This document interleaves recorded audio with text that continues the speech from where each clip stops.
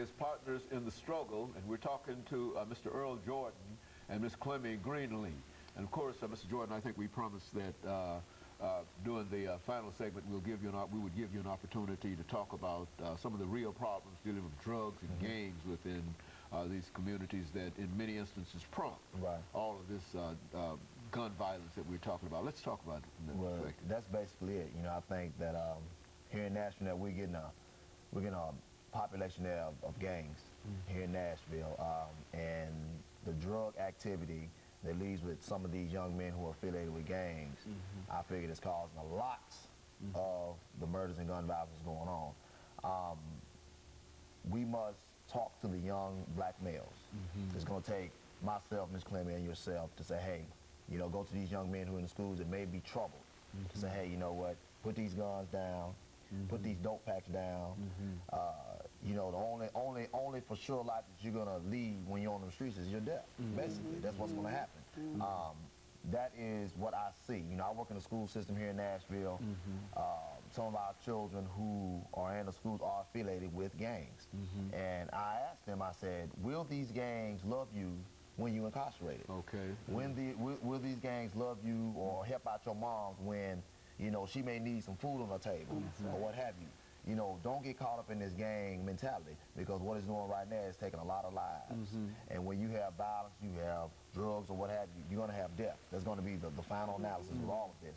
And so I think we need to address this from, you know, the governor's standpoint, the mayor, chief police, who I think is doing a good job. You know, I know he's getting a lot of flack over his son and things of that nature, but he's doing a good job. He's doing everything that he can, but it's going to take us to make sure that we can crack down on what's going on in our community. You know, and that's where it is. You know, and when I come in or when we come in, it's just to say, hey, you know what, we're going to put that voice where the voice wasn't before, and when we speak, you're going to hear us, and that's what Partners in the Struggle is all about. Well, you know, you mentioned the fact of gangs in Nashville.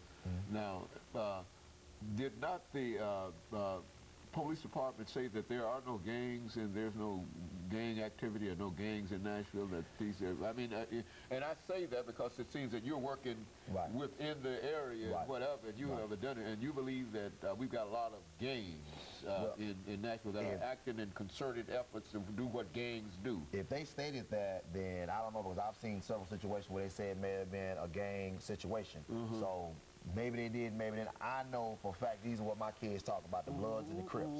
You know, and that's not something that you learn on Sesame Street. These are, you this is you know, the rags and the whole nine. I mean, you know, and this is what our children think that life is supposed to be about, a rag that represents, you know, Blood and Crips. And I'm looking at my life right now and saying, when I was growing up in the 70s, you know, I was able to go outside and play and have a good time. Now if you go outside and play with today's society, knowing there may be a gang situation, that's another life taken with this stray bullet that they call. And it shouldn't be that way. It shouldn't be that way. My kids ought to be able to come outside, my son and my daughter ought to be able to come outside and play without worrying about a stray bullet coming from somebody else, and then the media excuse me by saying, well, they were at the wrong place at the wrong time. That's a misprint. If my children in the confines of their home, they're at the right place. These young men who are out here taking the lives of our loved ones are in the wrong place. It shouldn't be that. It shouldn't be out there with guns and pulling the triggers and taking lives. And that's the bottom line. Well, now so quite a bit of this activity, and not quite a bit, because I think that there's gang violence and murders and all over the city. But the newspapers seem to have sort of singled out public housing as the place to focus, because a large number of these murders have been committed in public housing. But we're talking about less than, according to the less than 5,000 folks. Is that what we're talking about? We're talking because, well, now, in other words, 5,000 folks in a real sense are held hostage by these gangs and this kind of activity. Violence is going to come everywhere. Not just who would think that something would transpire on the campus of Tennessee State University, Dr. Haney. We never thought that. But these were young men who was out to get somebody that night. You know, it could have been public housing, it could have been Bellevue, Brentwood.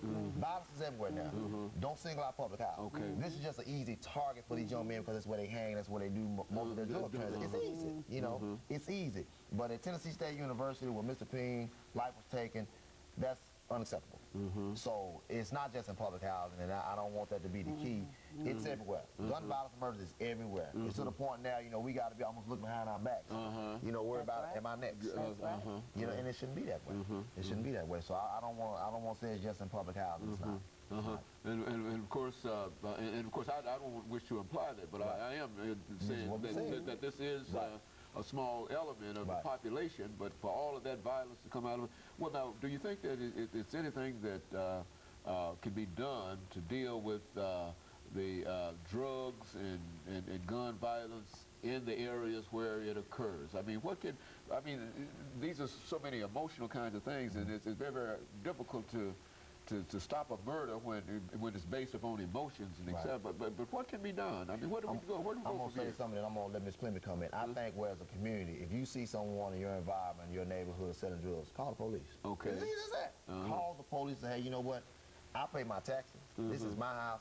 I don't want no drug dealer right next to my door. You need to come and find out what's going on and evict these folks or whatever you do, police, department, or what have you. And then next it goes to our children who are making these decisions. We need to reach our children and talk to them. We need to talk to them. That's it. I'm going to pass it to Ms. Clement. She got something she may want to say. Well, only thing I want to touch base on that real quick is the only thing we can do as a community is come together and accumulate a lot of more opportunities and a lot of more programs for the youth. The CEO of Galaxy Star, which is Mr. CGreenlee3, he says it best. They're not going to put the guns in the packs down and go work for a $5 job when they make $500 an hour.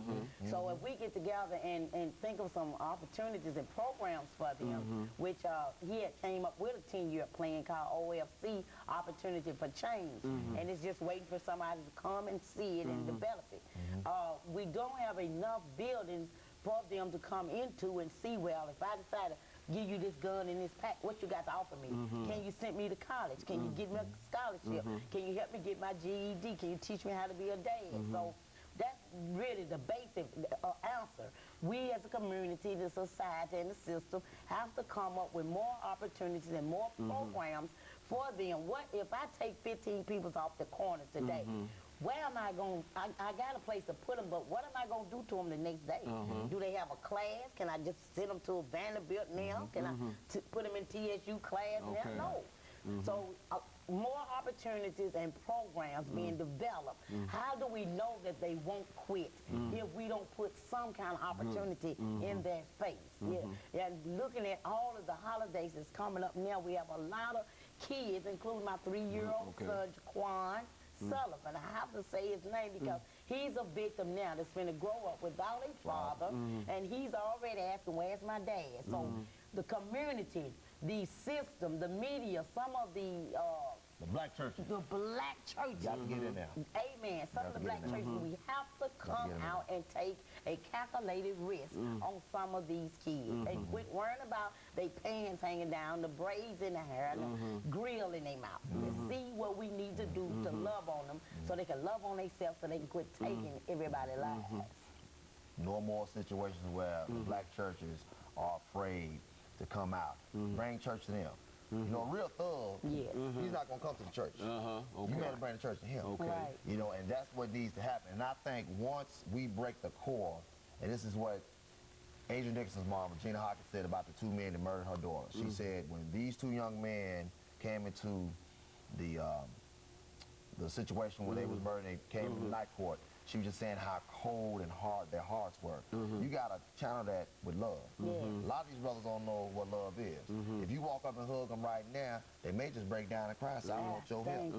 You know, sometimes that thug mentality is just a front because they need love. Mother and father in the home, so they don't know how to react. And this is the part of our problem with our black men, our little boys.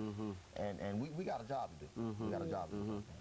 But I think that that's a good start in terms of dealing with the job, and that is to identify the problem. If you think that it's a problem that, and of course we need more programs, as Ms. Greenlee has pointed out, but it's a problem that can be solved by not just with love. Love is all. But you're saying that if we start showing more concern in reference to what these young people are doing and stop criticizing them, that perhaps they might drop that hard exterior that they have and be willing to come by and we can deal with them. That's right.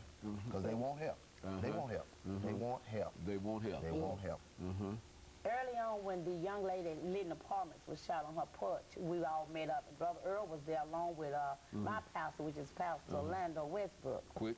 And anyway, he was there, and he would tell you he's a hood pastor. He would come out and love on you. Okay, and of course, Ms. Greenlee and Mr. Jordan, let me thank the two of you for coming by and bringing us that excellent information.